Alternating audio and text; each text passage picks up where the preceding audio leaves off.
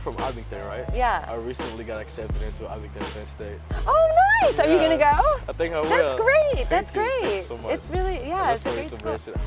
How is it there? It's really nice. It's quiet. Quiet for sure. But it's nice, and it's easy to get to from here. Yeah. You can take the train. That's why I think I'm gonna commute for a while and then transfer. Yeah, take the train, and it's a good school. It's a pretty campus. Okay. You're gonna, my mom actually taught there for a number of years. Okay. So that's great though, congrats. Thank you. Comfortable? Yeah, I'm comfortable. I'm ready for this. My heart is beating a little bit, but I'm ready. Nice. Good morning, I'm Jhinensky Laforest, part of PhillyCAM's Turn Up Turn Out crew, a group dedicated to bringing political awareness to the youth. And here I am with a mayoral candidate. What do I have here? Rebecca Rhynhart. Rebecca Rhynhart. And what political party are you running for? Democrat, candidate for mayor. When did you exactly decide you wanted to run for mayor? Yeah, so I decided to run for mayor after about 5 years as the independently elected city controller. And I decided to run for mayor because as the city controller, I audited the departments. I called out all the issues in how the city operates and doesn't operate in the best way possible. And I put forth recommendations to fix it. But that's where my power ended. Well, because as the controller, I'm just the watchdog. I was just the watchdog function. The mayor is responsible for making the change happen. So that's why I want to be mayor, to actually run this city in a way that works for people here, everyone here. What do you want to be associated with? Well, first, the city has to be safer. It absolutely has to be safer. And we can make it safer. As mayor, I'll work from day one to tackle gun violence. We can do this in a way that where there's safety and justice at the same time. To me, this isn't going backwards to racist, unconstitutional policies of the past, but it's not where we are now either, which is chaos and a lot of violence on the street. We need to move forward in a way where there's opportunity, where there are consequences, but we have compassion as well, and we can do all that. I guess you. Yeah. So what I'm hearing is you want. How exactly do you plan on reducing that violence? Yeah. And how are we gonna approach it? Because I've watched your commercials, and you said you want police that are here for the problem solving and here with the community. Right. How do you plan on implementing those? Yeah. So there are strategies that have worked tremendously well in other cities. And since 2019, I actually called on Mayor Kenny to implement those strategies. They're very focused in on the few hundred young people that are most likely to shoot or be shot. So it's looking at it as a public health issue and offering them a way out, an opportunity out of that street life, with consequences if they don't take it. But what's been found is the vast majority want a way out because there's no opportunity right now. We need to fix the schools and create job pathways. But the immediate way to fix it is to identify the young people that are most at risk of violence and say, hey, we can get you out of this lifestyle. Yeah, I really like how you mentioned giving them an opportunity. So I wanted to know exactly how do you plan to building this relationship between the youth and the police so they can feel comfortable enough to take the chances that are offered to them. Yeah, so that's a great question and an important question because there's such distrust. And as city controller, I actually did a review of the police department. And one of the main things we found was that it's a very top-down approach, the way the policing is in Philadelphia. Could you explain that? Yeah, it's basically, we spend $800 million a year on the police department, but all of the money is allocated from the top down. So basically, the police are not asking the community what the community wants from the police. I got you. Yeah, and so that's what I want to do as mayor. Basically, to do a complete paradigm shift so that we go neighborhood by neighborhood and ask the community, residents, small business owners, faith leaders, youth, what do you want from your police? Yeah. Do you want a lot of the people in Philadelphia completely reject of the idea of more police. But what I personally think is like we need police that are involving in the community. Right. We don't just have to push them away. We just have to bring them in, know them personally, know Yes.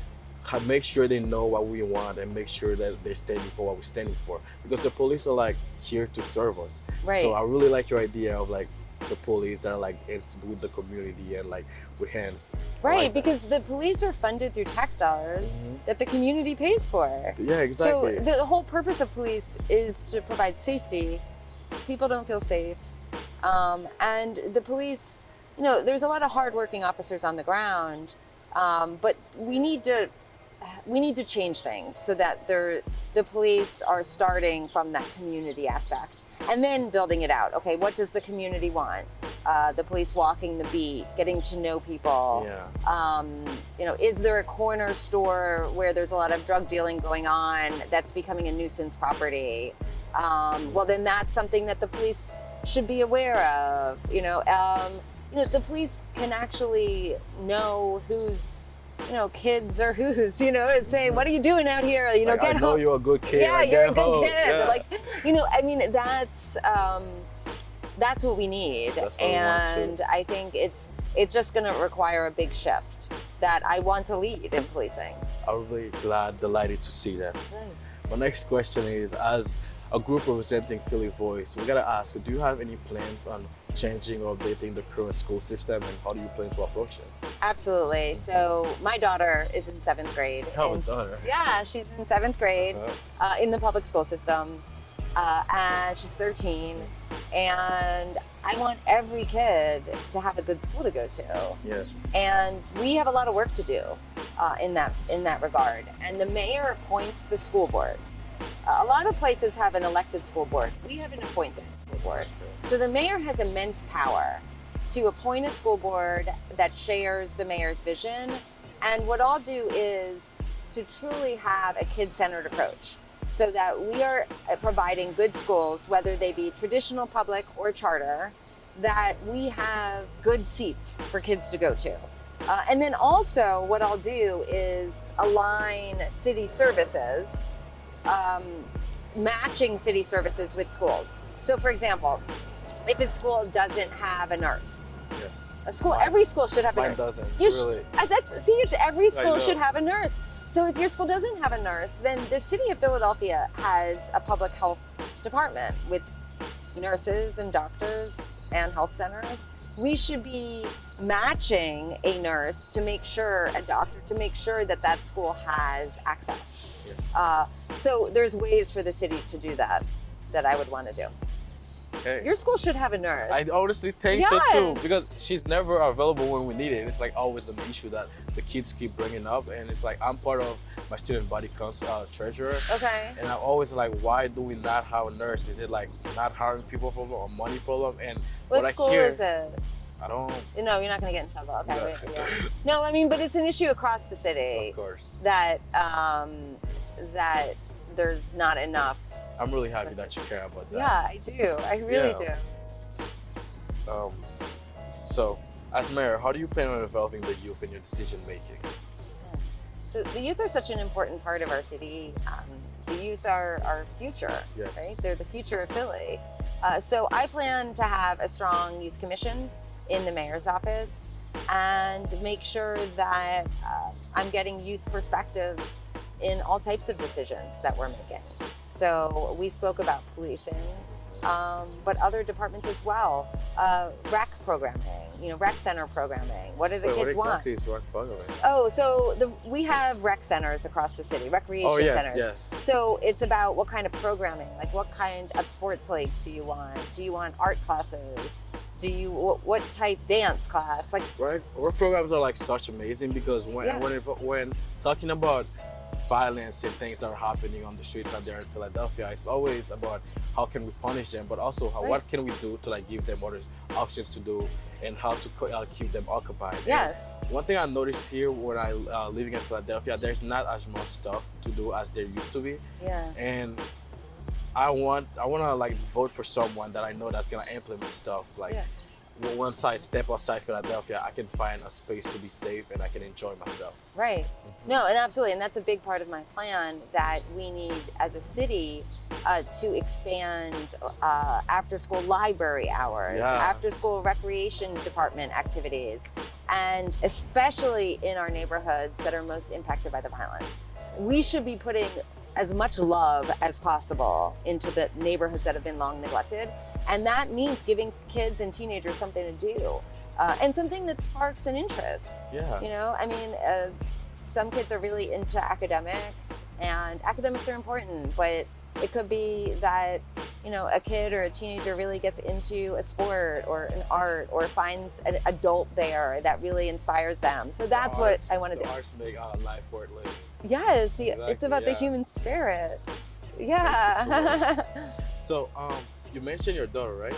How does having a kid in the school system affect the way you make decisions and what you want to implement for us? It definitely impacts my decision making, being a mom, just seeing how things impact her as my daughter, seeing the role that even, you know, the library plays after school for her, and wanting the same for all of our kids. You know, I mean, I want to be a leader for all of our kids, a parent to the city. How about, because I have to ask, a lot of my fellow students ask me to ask the question. Okay. How about mental health? Like, how are we gonna approach that? So this is a really big issue, mental health, and the city actually gets $1 billion a year a billion for behavioral health service. So that is addiction help, as well as mental health support. But it doesn't always reach the people most in need. So the money goes to 270 providers, and the providers provide services. But what happens is, then I have people tell me that they have a 2-month wait to see a therapist when someone close to them has been shot and killed, which is completely not right. So as mayor, I'll make sure that we have trauma treatment going to meet the communities and meet our neighbors where they need it, because mental health is so important. And it's, people, you know, sometimes don't want to talk about it, but it's a huge part of health, and the trauma of living with a lot of violence and poverty can really impact a person. I can't really explain why, but lately I've seen this in character. People are just more anxious. We're in the defensive side. Every time we're out there, we're just so anxious. And I wish there was a way to just let them know that we can be safe, and we just have to calm down a little. Because once they start being this anxious, they also themselves start being aggressive, and being on the defensive with everything. And it's like you seeing how the cycle starts, and it's just go on there. More people are anxious, more people become anxious again, because more people are gonna. No, that's absolutely right. And once you get anxious and then you react faster, there's a numbing that occurs so that you don't feel your emotion, because you don't feel your own pain, but then you don't feel other people's pain. You become desensitized to it. Right. So, you become desensitized. And so that's why it's so important to treat the mental health of everybody. And we can do it. One last question I want to ask is, how would you want to vote? What would you tell the youth so they can vote for you? Well, I would tell the youth that the youth are the future of our city. And I am running for mayor to lead our city forward, to make our city truly safe and cleaner, and provide opportunity for the youth to be able to do things and have fun, and also go to good schools and build careers. That's what I want to do. Those are my goals. And hopefully get registered and go out and vote. I really want to see the future that you're talking about. Yeah, I do too. Thank you so much. Of course. Thank you. That was great. Was that it? That it? That was so much fun. It was. That's exciting that you're going to Penn State Abington.